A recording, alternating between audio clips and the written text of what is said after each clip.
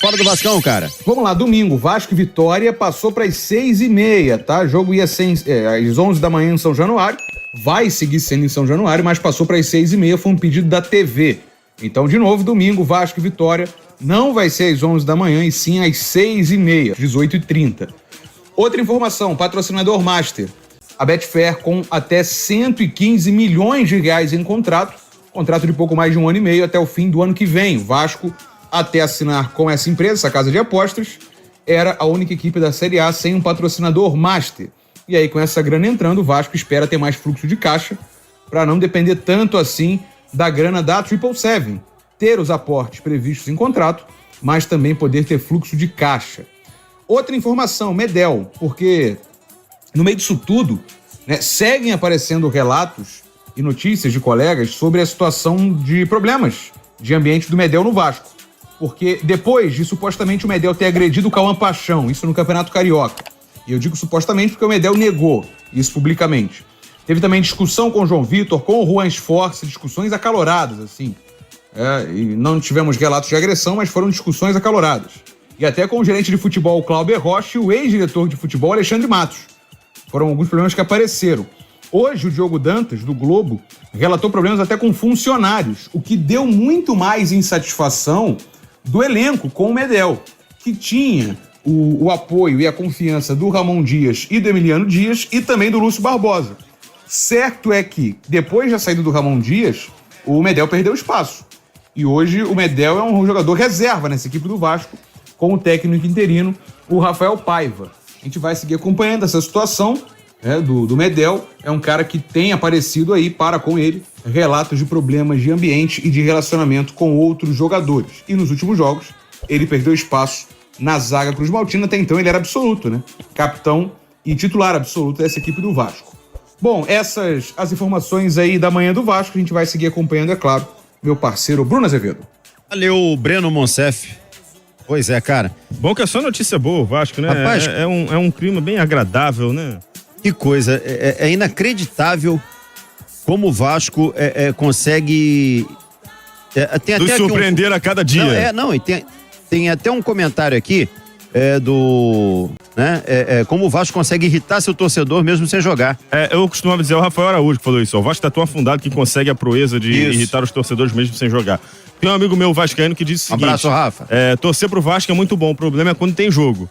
É o que diz esse meu amigo. Agora, até quando não tem jogo, tem problemas, né? Azevedo, esse Medel sempre foi um fio desencapado. Tem histórico de problemas. Como o Vasco contrata esse jogador? Gente, o Fábio... o Medel foi muito importante no ano passado. Eu ia dizer exatamente isso, o Fábio. O Medel, ele, claro que já tá numa reta final de carreira, enfim.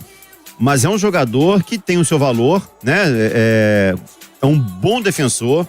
A gente não consegue negar isso. Ele joga bem como volante, ele joga bem como zagueiro, pelo menos jogava bem. A temporada de 24 é bem ruim. Mas a temporada de 23 foi boa, ele foi muito útil, foi muito importante pro Vasco. A gente não pode apagar isso, mas também não pode ficar passando pano pra ele. Se ele fez realmente isso tudo, ele já deveria ter sido punido, né? Sim. Não dá pra passar impune você agredir um jogador da base, não dá pra passar impune você destratar funcionários, enfim. Me estranha só ter vindo a público agora, né? Depois de tanto tempo. Paixão nem no Vasco tá mais, por exemplo. Agora, vamos lá, cara. O Vasco, na minha opinião, assim, eu já cansei de falar aqui que eu acho essa SAF do Vasco, essa 777, de uma incompetência assustadora, né? E a incompetência junto com a lentidão. Sim. Que lentidão para definir o comando técnico do Vasco, hein?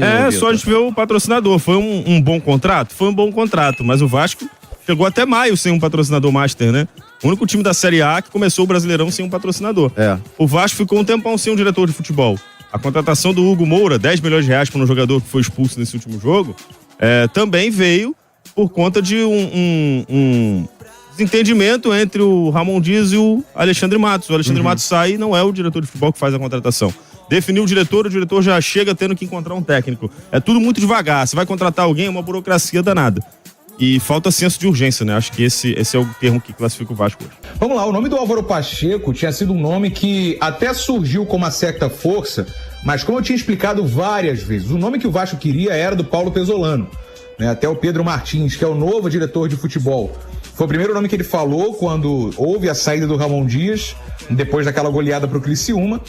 Só que a questão financeira pesou muito, né? Eu já expliquei, mas só para citar, né? 20 milhões de reais de multa e a comissão técnica com um valor superior a 10 milhões de reais por mês para trazer o Pesolano, técnico do Valladolid. Com isso, o nome do Álvaro Pacheco, técnico do Vitória de Guimarães, voltou a ter força.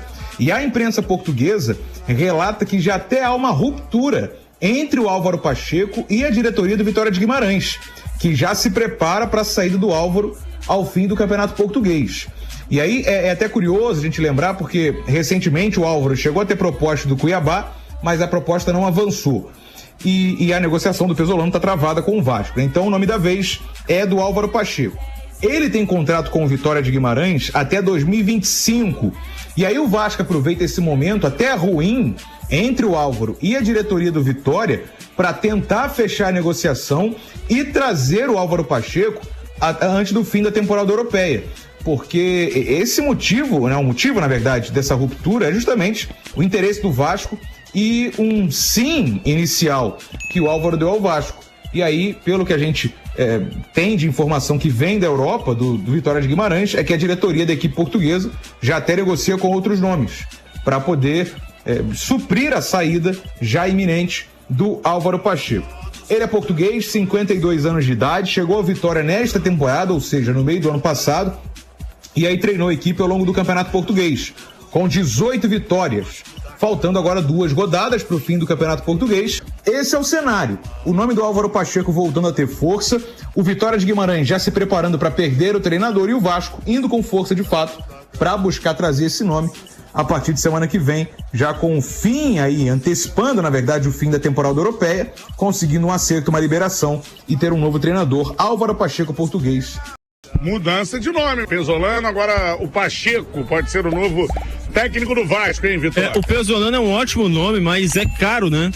Tudo que envolve a contratação do Pesolano complica bastante. Você tem que trazer a comissão toda, o campeonato lá ainda não acabou, vai demorar um pouquinho. O Vasco não tá na condição de ficar esperando, né? Aliás, eu acho que já esperou até demais. Tem um confronto decisivo contra o Vitória, depois tem clássico contra o Flamengo, tem volta da Copa do Brasil, jogo contra o Palmeiras. É só isso que reserva o mês de maio pro Vasco, né? E o Vasco não pode ir pra esses jogos com interino, cara. O ideal é que depois do jogo contra o Vitória, o Vasco já tenha um novo treinador. E pelo visto, pelo que disse o Breno, não é tão simples assim o acerto com o Álvaro, né? O Álvaro Pacheco. Eu pesquisei bastante sobre o Portuga, porque ele é claramente uma sensação do futebol português, né? Praticamente todos os times que estão sem treinador e buscam um treinador português, que parece que é uma exigência, né? O cara não quer saber o estilo de jogo, não. Ele quer saber se o cara é português. O Álvaro Pacheco tá sempre sendo mencionado. Foi mencionado no Cuiabá, já foi mencionado no São Paulo. Eu pesquisei um pouquinho sobre ele. É um treinador que gosta do 4-3-3 e é um treinador ofensivo. Será que ele casa com os jogadores que o Vasco tem à disposição hoje? É uma grande dúvida que eu tenho. O Vasco não tem pontas de qualidade para jogar no 4-3-3. O Vasco não tem um setor ofensivo de qualidade para ser um time ofensivo. Eu acho que o Vasco hoje precisa fechar a casinha e pontuar com o que tem. De repente, um treinador mais próximo da realidade do clube. Mas entendo também que o Álvaro, que ele é realmente esse grande treinador que a imprensa portuguesa tá dizendo que ele tem essa capacidade de se adaptar. Vamos ver, não conheço tão profundamente, eu tive que pesquisar bastante para conhecer a história, mas fato é que o trabalho dele no Vitória de Guimarães é ótimo, né? Um time mediano que tá lutando por uma vaga em competição europeia, algo que não é muito comum na história do clube. Tomara que dê certo. Eu só acho que, sendo o Álvaro, sendo o Pesolano, sendo qualquer um, sendo o Celso Roth, Joel Santana, qualquer treinador à disposição, que galera, hein? Ele tem que vir logo, porque o Vasco tem um mês de maio muito pesado pela frente e vai ser muito difícil você encarar tantos jogos com um treinador interino. E agora ainda vazou o negócio aí do Medel, lá ele, né? Vazou a situação aí do Medel, melhor dizendo. Toda hora um problema diferente, né? E de uma hora para outra, todos os problemas que aconteceram de janeiro a maio com o Medel vazaram. Não sei qual é o objetivo desse vazamento, mas me surpreende que o Medel tenha feito tanta coisa e a gente começa a entender um pouquinho, né, desse clima tão pesado do Vasco.